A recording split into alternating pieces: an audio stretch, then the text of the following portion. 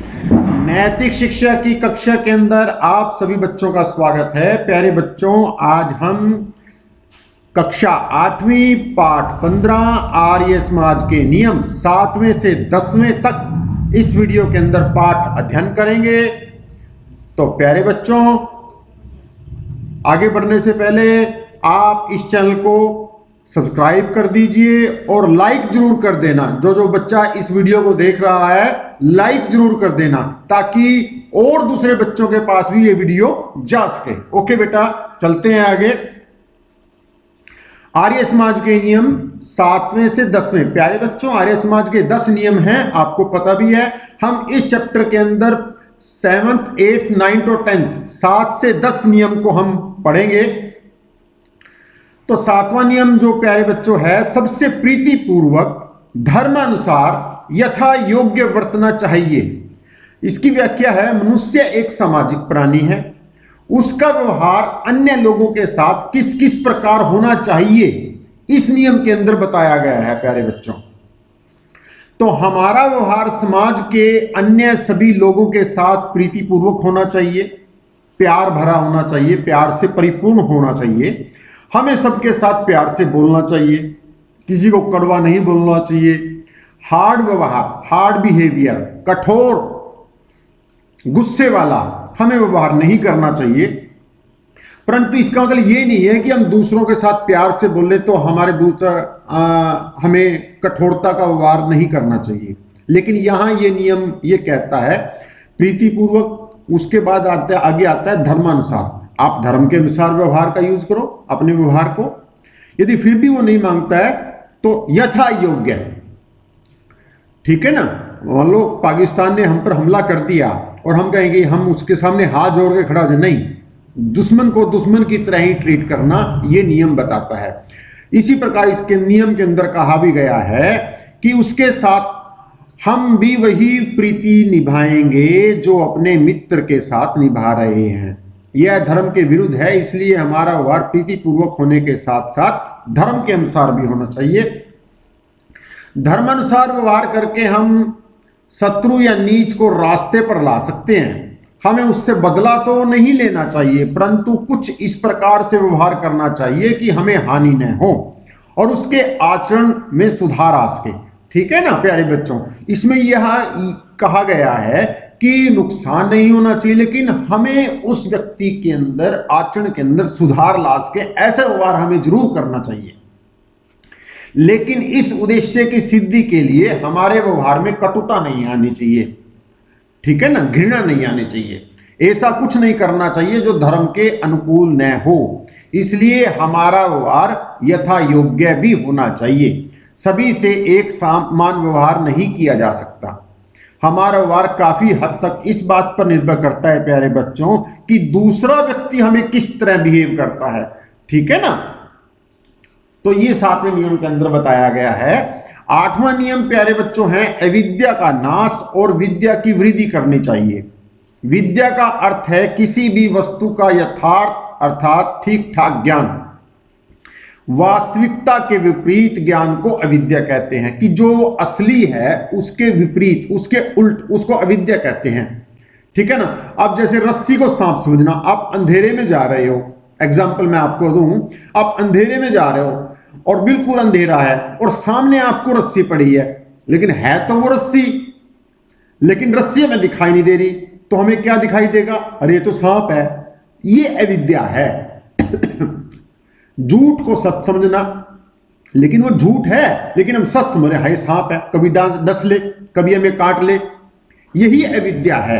अपने को पराया समझना, यह अविद्या है, यह अज्ञान है। अंधविश्वास या किसी भी बात पर बिना सोचे समझे विश्वास कर लेना भी अविद्या है। आर्य समाज ने कुछ अंधविश्वासों जैसे सती प्रथा, विधवा विवाह न होना, छुआछूत, बाल विवाह, पहले समय में क्या करते थे, छोटी उम्र में ही बच्चों की शादियां कर देते थे, ठीक है ना। ये भी एक मतलब की गलत प्रथा थी, ठीक है ना। इसको समाप्त करने के लिए हमारे आर्य समाज ने बहुत ज्यादा प्रयास किया। अंधविश्वासों या अज्ञानता को समाप्त करने के लिए विद्या की वृद्धि आवश्यक है, ज्ञान का वृद्धि आवश्यक है। हम साइंस के युग में रहते हैं। यह युग स्वतंत्रता और जनतंत्र युग भी है। दोनों के लिए शिक्षा और विद्या आवश्यक है। अज्ञान और अविद्या अभिशाप है। प्यारे बच्चों, एक छोटी सी बात मैं आपको बताऊं कि चाहे अविद्या हो चाहे अज्ञान हो, फैसला हम उसके अंदर सही और गलत का तभी कर पाएंगे यदि हमारे अंदर नॉलेज होगी, ज्ञान होगा। ज्ञान होना आवश्यक है, ठीक है ना। एक पागल व्यक्ति कभी भी किसी चीज का एनालिसिस नहीं कर सकता। यदि आपको नॉलेज है, आप स्वस्थ हैं, आप तभी अविद्या को पहचान पाओगे, ठीक है ना बच्चों। अब यहीं पर थोड़ा सा एग्जांपल और मैं आपको दूं कि जैसे आप अंधेरे में रस्सी को देख रहे हो और आप सांप समझ रहे हो, यदि आपके अंदर ज्ञान है, थोड़ा सा उसके पास जाकर देखा जाए, अरे देखा तो जाए, क्या ये वाकई सांप है, ये ज्ञान है, ठीक है ना। लेकिन उसको सांप ही समझ लेना, ये अविद्या है। इसीलिए अविद्या को दूर करने के लिए ज्ञान का होना बहुत ज्यादा जरूरी है।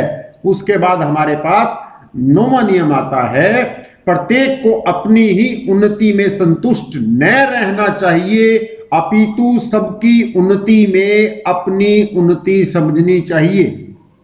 कि कहने का अर्थ यहां पर है कि हम उन्नति करें और दूसरे हमसे पीछे रह जाएं, हमें दूसरों को भी साथ में लेके चलना है। ये नियम ये बताता है।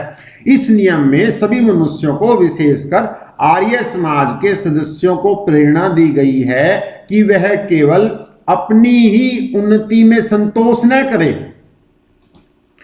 बल्कि उसे यह भी देखना चाहिए कि उसके आसपास कोई कार्य करने वाला कोई व्यक्ति है, वो भी समान रूप से उन्नति करे।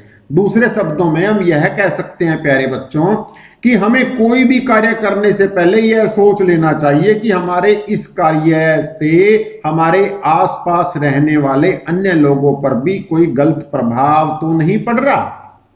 अब यहां पर ये कहना चाह रहा है कि आप कोई कार्य कर रहे हो तो उसका प्रभाव, दुष्प्रभाव तो नहीं पड़ रहा, कोई बुरा तो नहीं सोच रहे, कोई गलत तो नहीं देख रहे, ठीक है ना।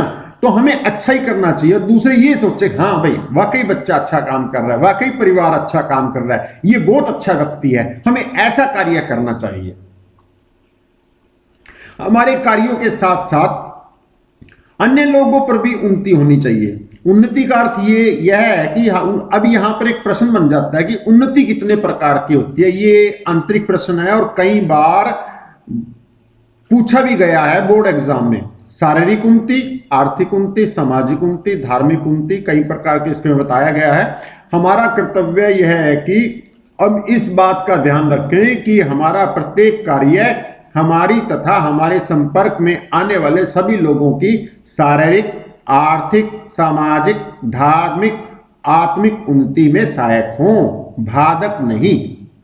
कि हमारे पास जो भी कोई व्यक्ति आए या हमारे रिलेशन में आए या हम उनसे मिले तो हमारा कार्य किसी भी दूसरों के प्रगति के अंदर साधक होना चाहिए, हेल्पफुल होना चाहिए, ठीक है ना, बाधक नहीं होना चाहिए, बंधन नहीं बनना चाहिए।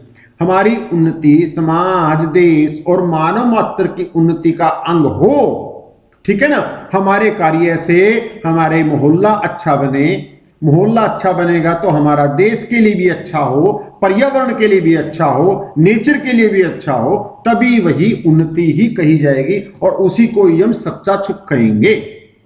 10वां नियम, सब मनुष्यों को सामाजिक सर्वहितकारी नियम पालने में परतंत्र रहना चाहिए और प्रत्येक हितकारी नियम में सब स्वतंत्र रहें। इस नियम में प्यारे बच्चों यह बताया गया है कि हम किस अवस्था और क्षेत्र में मनुष्यों को स्वतंत्रता है और कहां पर हम अपनी इच्छा अनुसार कार्य कर सकते हैं और कहां पर हम अपनी इच्छा अनुसार कार्य नहीं कर सकते, हम पे बंधन होता है, ठीक है ना। इसी नियम के अंदर ये बताया गया है। वह हम व्यवस्था को ध्यान में रखते हुए समाज में हर स्थान पर अलग अलग नियम बने होते हैं प्यारे बच्चों। जैसे खिलाड़ी को खेल के मैदान का, विद्यार्थी को विद्यालय में, सिपाही को युद्ध के मैदान का। देखो अलग अलग कैटेगरी है तो अलग अलग नियम है। फौजियों को फौज सेना का तो अलग अलग नियम है बेटा, उनको अपने अपने अलग अलग कार्य करने पड़ते हैं। इसी प्रकार सर्वहितकारी कार्य करने के लिए धन का दान करना चाहते हैं तो आप अपनी इच्छा से कर सकते हो, वहां सर्वत हो। किसी औषधालय को दान देना स्कूल को दान देना, किसी अनाथालय को दान देना, या किसी भी ऐसी संस्था को दान देना जिसके लिए आप स्वतंत्र हैं, परंतु देशद्रोही को दान देना वो गलत है, वहां पर आप स्वतंत्र नहीं हो। ठीक है ना? ऐसे कार्यों से लिए जिसके देश के लिए, समाज के लिए, आपके परिवार के लिए हानि हो, ऐसे कार्यों के लिए आप स्वतंत्र नहीं हैं। लेकिन हां, समाज के लिए अच्छा करना है, परिवार के लिए अच्छा करना है, देश के लिए अच्छा करना है, वहां आप स्वतंत्र हैं। इस प्रकार हमें कोई ऐसा कार्य नहीं करना चाहिए जिससे राष्ट्र का अहित हो, तो वहां पर तो हम क्या हैं? अस्वतंत्र हैं, स्वतंत्र नहीं है, फ्री नहीं हो। ठीक है ना? टोटली बैन हो। लेकिन जहां पर आप देश के लिए अच्छा है, परिवार के लिए अच्छा है, मोहल्ले के लिए अच्छा है, तो वहां पर आप फ्री हो, टोटली फ्री हो, वहां पर आप स्वतंत्र हो। वहां हमें समाज अथवा राष्ट्र के नियमों के अनुकूल कार्य करना पड़ेगा। आर्य समाज के 10 नियमों में यह विदित होता है कि आर्य समाज उदार तथा सबकी भलाई चाहने वालों का समाज है। वास्तव में ये नियम केवल आर्य समाज के लिए नहीं अपितु मानव मात्र के लिए हैं।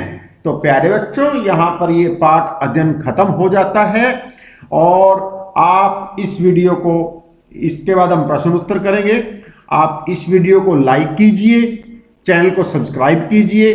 तो नेक्स्ट वीडियो यदि आप देखना चाहते हो तो प्रश्न उत्तर की वीडियो में नेक्स्ट वीडियो बनाऊंगा, उसका लिंक मैं यहां पर भी डाल दूंगा, आप देख सकते हो।